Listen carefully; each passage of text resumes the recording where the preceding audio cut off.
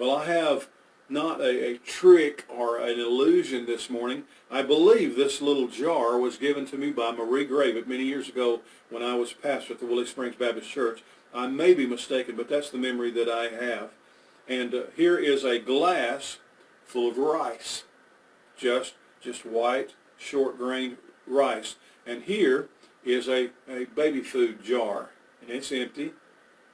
As I said, this is not an illusion or a trick, but it's a lesson, and I think it has a very good lesson to it. And here is a pecan. I know that some people call it a pecan. I had this pecan a long time. It came with this. It's a part of this. Now, this teaches a lesson. It's just like these are the things, these grains of rice. As I look at that right now and I pick up a grain of rice, and that's a part of my life. Here's something that I do, and here's something that I am. Here's something that I have to get done. Here's my obligation. This is my obligation. This is my responsibility. Sometimes when I look at my life, I look at my world, and I look at my plate or my agenda, and I say, oh my, there's so many pieces of rice. There's so much to do. So much. How am I going to get all that done? It's overwhelming in it. And it's more difficult these days because just because there is a virus raging out there, or we're not supposed to go outside or leave the home, it hasn't made any of these things go away. They're still there. This week I sent an email to a friend of mine who lives over in China. I said, I've attached a good book here to my email. I enjoyed this book, and I believe you'd like this book, and I sent it to him. And he emailed me back. He says, thank you so much for your gift. And I appreciate that book, and it looks like a good book. But he says, I got 20 books right now that are on my list of books that I want to read. And he said, I just don't even though you would think with all this lockdown, I'd have plenty of time to read and things to do. He says, I just wanted to tell you that I appreciate that, but you're just giving me something else to do. And I said, you know what, we're doing that a lot, aren't we? Are you sending recipes to people and say, here, you need to watch this movie? Have you watched the latest episode of this series? And someone is saying, how do you have time to do all of that? Or here are some exercises you could do to flatten your stomach. So, I don't feel like exercising. Yeah, send me the recipe. I want to cook some more of that. People are sending out these recipes. No wonder we're going to weigh 500 pounds when we get able to go outside. Nobody will recognize us. With our good intentions and our desire to help, there's a possibility that what we're doing is just adding more and more to other people's to-do lists. You do this, and I recommend that. Or here's a movie that you shouldn't miss. Or here's a book you ought to read. And a lot of people are just dealing with guilt every day. I know that I am, of things that I need to be doing. And sometimes I'm just, before I even crawl out of bed, I'm just washed over with, how am I going to get all this done? How am I going to do things? There are things that look impossible, and I've got a life that's just filled with grains of rice. Let me show you what this lesson is about. Let me get my piece of paper right here.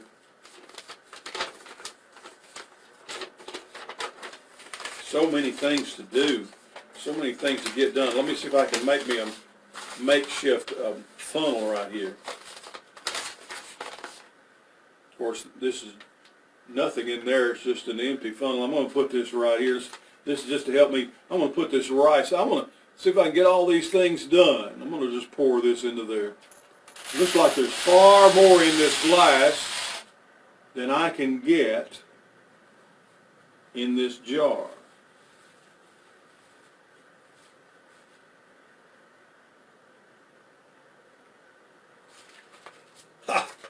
Still, some of it didn't let go till I must have been caught in the creases. I don't want to let anything go. I don't want to Say, well, I wasn't able to do that. I didn't get to that. Are you having to say that a lot? I'm sorry, I didn't get that done. I didn't, a lot of it is just energy or just a drive or desire. Sometimes I wake up in the morning and I say, I just don't want to do anything. I just don't feel like, I don't feel like I love people or that I am loved by people. I don't feel a warmth or a glow about me. I don't feel cheerful or happy. It doesn't look like this is the day that the Lord has made. Sometimes I wake up in the morning and I say, my goodness. And then there's some really, really important things. You see, I can say, okay, at least I got everything under control. I got everything gathered. I said, hey, wait a minute, you left something out. And you say, well, you know what? This is bigger than any of those. This is almost as big as all of those together. And this is important. This may be of great importance. This needs to be done. I can't overlook this. I can't sidestep this. This is something I have to do. Look there. It doesn't fit. It doesn't work. I don't have control of it. I can't make it fit. I can't close it out. There's no closure.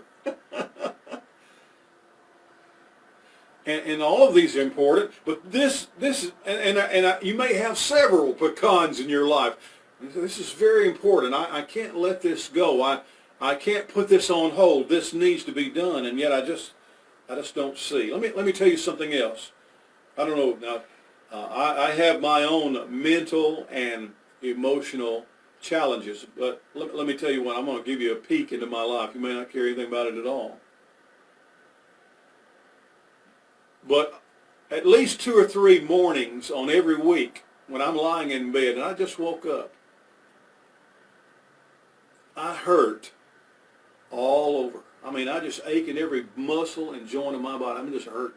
I'm just laying there, and you think, well, I've rested all night long. I've laid here. I've got now where in my age that I have to flip over almost all night long because I wake up and there's no blood in this arm just simply because of the way I laid. There's no blood in that hand, and I have no feeling, nothing but needles. So I said, well, I better roll over or I'll lose that arm. My leg does the same thing, and if I lay a certain way, I feel like this side of my face, I can't feel it anymore, just simply because no blood's going up through this jugular vein because I'm laying the wrong way. I've rested all night. I've been in bed, and you think, man, I've slept, and I'm laying there, and I'm thinking every joint in my body aches. It hurts. And sometimes I feel like my throat is sore. And my nose is stopped up. I can't even breathe through my nose at all. And my eyes are so crusty, and there's so much fluid in my face that my eyes are nearly swollen together. And I feel like I'm wet, and I'm soaked all over from sweat. You know what I think? So, well, I finally got it. Finally got it. I've obviously got the coronavirus. I must be running a fever, sweating like a hog. I'm hurting, I'm aching. I knew it was going to happen. I don't know who I touched or where I went or what I did. And listen, this happens 2 or 3 days every week, all last year. All right, well, here it is. I have a headache. My head's hurting so bad I can't hardly even think. My joints, muscles hurting, my throat's sore. But you know, I get up, take me 2 or 3 goodies powders. I take my medicine that's prescribed to me. I get dressed. I wash my face. Told Danny if I didn't lather up with lotion all over my body, I'd turn into a big old pile of skin flakes to dust. Get lathered up. Maybe drink a cup of coffee. Saw somebody on TikTok the other day was asking their mommy, said, Mommy, if you don't drink your coffee in the morning, will you die? And the mommy said, no, baby, but you might. So I have some coffee or some other high caffeinated drink. And so far, even today, it's okay. I can move my hands now. I was able to get out of bed. I got dressed. My headache's gone. My eyes have cleared up a little bit. Washed my face. Had a good cup of coffee. A little cold coffee now. Obviously, I don't have the coronavirus. Does that happen to you?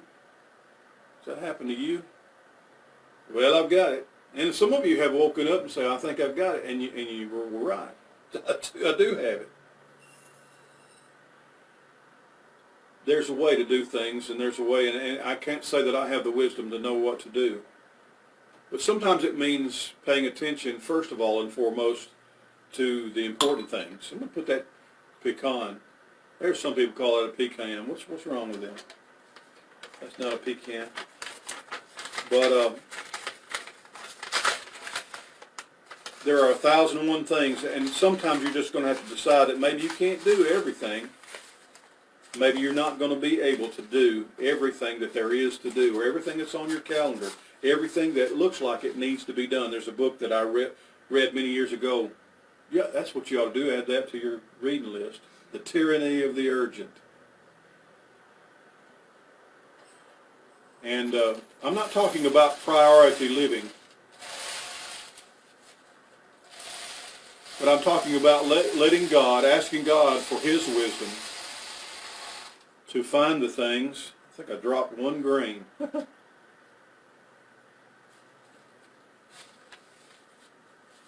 Letting God help you, letting God lead you and to lead your life so that you can know from day to day and moment to moment what His will is for your life. As I said, this is not a trick, a magic trick or an illusion.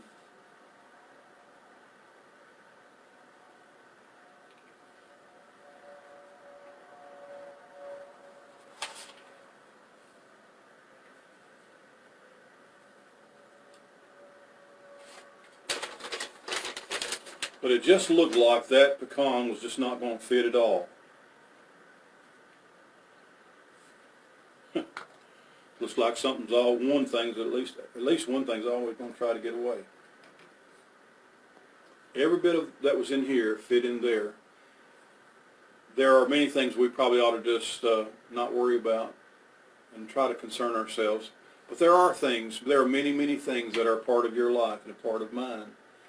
And this may be wearing heavily upon your mind. There may be some very important things, the pecans of your life, that you're worrying that the things that matter most to me are the things that seem to be getting left out, that don't fit anymore. And I'm having to neglect them, and I don't seem to have a choice. Listen, God wants to help you. He wants to help me. And we need His wisdom and His guidance.